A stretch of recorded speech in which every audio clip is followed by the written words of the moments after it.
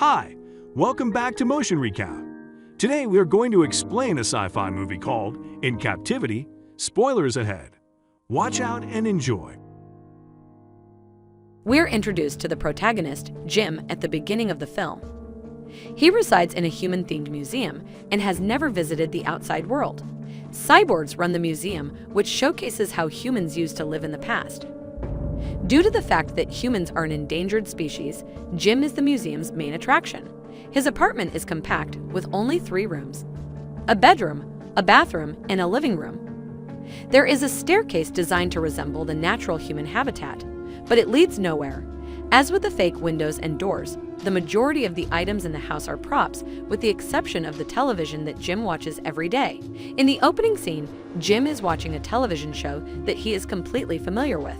According to him, the film's scenario reflects how humans interact in real life. The cyborgs purposefully force him to watch specific shows in order to teach him how human males are expected to behave around females.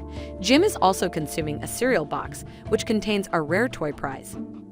He runs excitedly to the shelf he uses to present his cereal prizes, oblivious to the mess he creates. He affixes the one he discovered to the top and observes it in awe. It's obvious that cereals are his go-to meal, and he enjoys collecting prizes. His only hobbies are collecting them and watching television.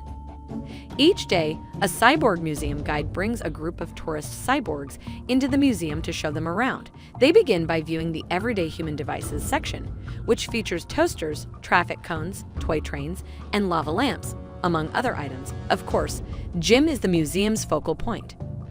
Through a glass window in his apartment, the tourists observe him. He is introduced as the only human raised in captivity by the guide. To create Jim's apartment, the cyborg historians attempted to recreate the habitat in which humans once lived.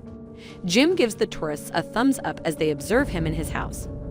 He makes no protests about strangers invading his privacy because he is unaware that he is being held captive. Jim has always believed that this is how his life should be.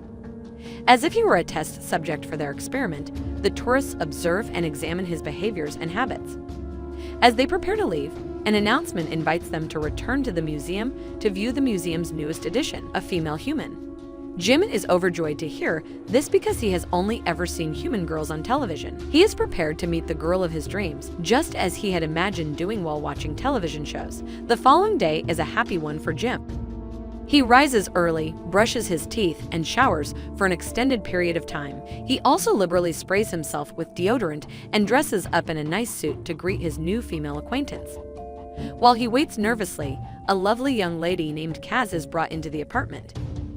Jim recites dialogue from his favorite film before she speaks, believing this is the best way to greet her. Kaz, on the other hand, panics and begins running around the house looking for a way out. She is aware that she is being held captive since she was captured from the outside world.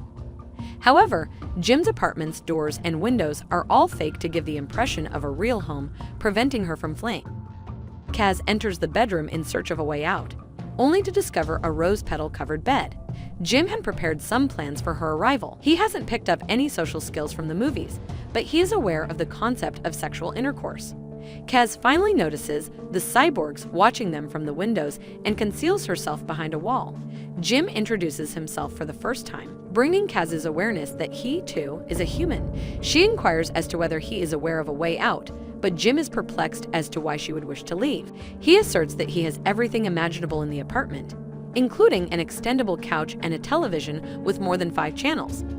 He even receives daily complimentary meals and energy drinks. Kaz is unimpressed with his interpretation of the phrase "amazing things." She sobs and Jim comforts her with a rose. Jim and Kaz sit down to dinner. Jim preheats an artificial meal in the oven for her and begins eating. However, Kaz is repulsed by the odor of the food. Observing Jim's enjoyment, she inquires as to whether he has ever been outside. When he does not respond, she invites him to smell the food, but Jim remains perplexed as to what she is attempting to prove. Kaz curses the cyborgs, who continue to observe them as if they were bacteria under a microscope. She returns her attention to Jim and explains that none of this is true. The foods do not taste as they should, the stairs lead nowhere, and the front door only opens 4 inches. Jim smiles as he listens to her complaints and remains silent. When she inquires as to why he is unconcerned about the fictitious apartment, he yawns and says he is going to sleep. He enthusiastically invites Kaz to join him in bed if she so desires.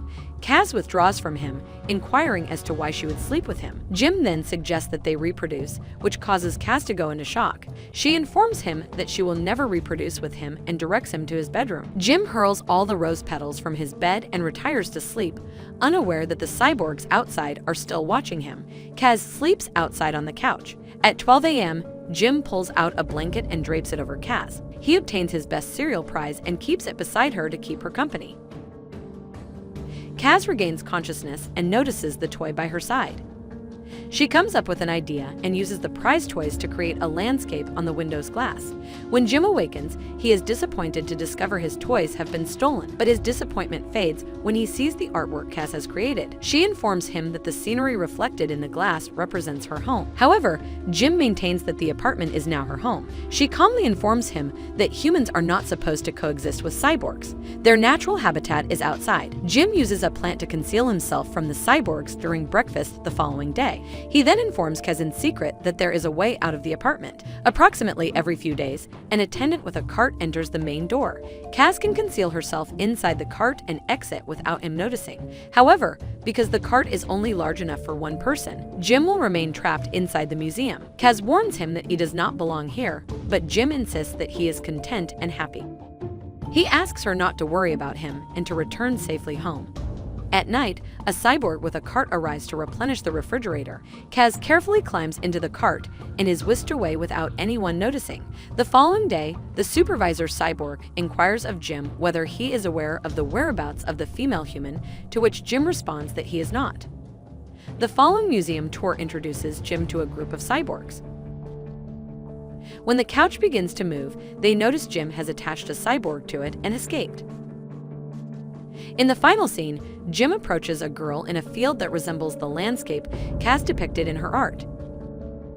Jim's captivity bears an uncanny resemblance to the treatment of animals in zoos, circuses, and aquariums. The film serves as a reminder to humans of what it's like to live apart from their own kind in an environment of false perfection. Although many viewers criticize the film's abrupt ending, the film's unique concept and message make In Captivity worthwhile. Thank you for tuning into Motion Recap. Don't forget to like, share, and subscribe to this channel. Till then, peace.